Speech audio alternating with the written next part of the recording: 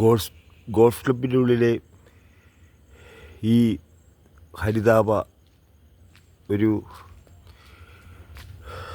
Evergreen forest തന്നെയാണ്. ഒരു നിത്യഹരിത വനാന്തരം, വലിയൊരു കാവ് എന്നൊക്കെ വേണമെങ്കിൽ പറയാം. ഇത് സംരക്ഷിക്കേണ്ടത് പരിസ്ഥിതി പ്രേമികളുടെയും അതുപോലെ തന്നെ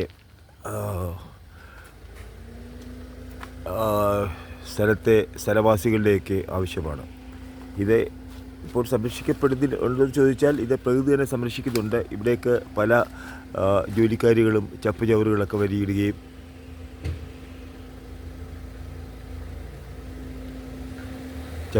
വാരിയിടുകയും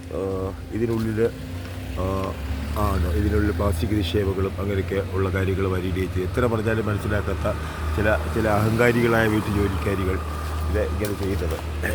ഇതിനെ കൂച്ചുകളും കിടക്കാനായിട്ട് പലകുറി പറഞ്ഞിട്ട് ഇവർക്ക് പിന്നെ പ്രാദേശികമായിട്ട് സപ്പോർട്ടും മറ്റേയുള്ള കാര്യങ്ങളും സെറ്റപ്പുകളും ഒക്കെ ഉള്ള ആൾക്കാരാണ്. അതുകൊണ്ട് ഇവർ വീണ്ടും പറഞ്ഞാലും ഇവർ തന്നെ കൊണ്ടുതരികയാണ്. ഇത് ഒരിക്കലും അനുവദിക്കാൻ പാടില്ലാത്തതാണ്. ഇതിനെതിരെ പരിസ്ഥിതി നിയന്ത്രണ ബോർഡും അതുപോലെ തന്നെ സർക്കാരും കോർപ്പറേഷനും എല്ലാം സംയുക്തമായി തന്നെ നടപടിയെടുക്കുകയാണ്. നമ്മുടെ വീട്ടിലുള്ള ജോലിക്കാരുടെ അടുത്തൊക്കെ പലരിടത്തൊക്കെ ഇത് പറഞ്ഞാൽ ഇവർ വീണ്ടും ഇതിനെ കൊണ്ടുപോയിടുക കേട്ടോ. ഇതെല്ലാം രീതിയിലുള്ള ആവാസ വ്യവസ്ഥകൾ ഒരു മനോഹരമായിട്ടുള്ള ഒരു വലിയ ആഞ്ഞിലി, പ്ലാവ്, ഇതിനകത്തുള്ള ഔഷധ സസ്യങ്ങൾ കേരളത്തിൻ്റെ അപൂർവമായിട്ടുള്ള ഔഷധ സസ്യങ്ങളുടെ പലരും ഇവിടെ വന്ന് പറിക്കുന്നത് കാണാറുണ്ട്. പിന്നെ ഒരു കാലത്ത് ഒരു വൻകിട പ്രണയ കേന്ദ്രമായിരുന്നു. എൻ്റെയൊക്കെ കോളേജ് കാലത്ത് നമ്മൾ പ്രണയരംഗങ്ങളൊക്കെ കാണുന്നത് ഇതിനകത്താണ്. അതിനകത്തെല്ലാം നോക്കുമ്പോഴത്തേക്കിന് പലരും ചാടി. ഇപ്പം അതൊന്നുമില്ല. കാര്യം നല്ല തിക്ക് ഫോറസ്റ്റായിട്ട് മാറിക്കഴിഞ്ഞു. തിക്കായിട്ടുള്ള നല്ല പടുകൂറ്റൽ മരങ്ങളൊക്കെ ഉള്ള അപ്പോൾ അത് അത്രത്തോളം ഇല്ല. ഇപ്പോൾ അത് കാടായിട്ട് നല്ല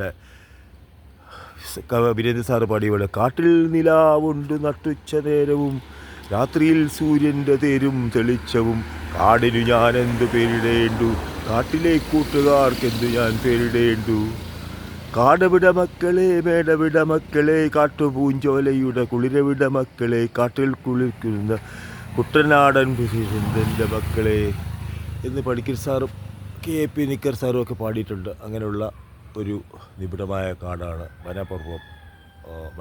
ഏതായാലും നാശം ഉണ്ടായിട്ടില്ല. പക്ഷേ ഇങ്ങനെയുള്ള പ്ലാസ്റ്റിക്കുകളൊക്കെ ഇതിനകത്ത് കൊണ്ടുവരുന്ന വിരുദോഷികളായിട്ടുള്ള ഇങ്ങനെ പ്ലാസ്റ്റിക് വിഷയങ്ങളുടെ കേന്ദ്രമായിട്ട് മാറാൻ പാടില്ലാത്തതാണ്.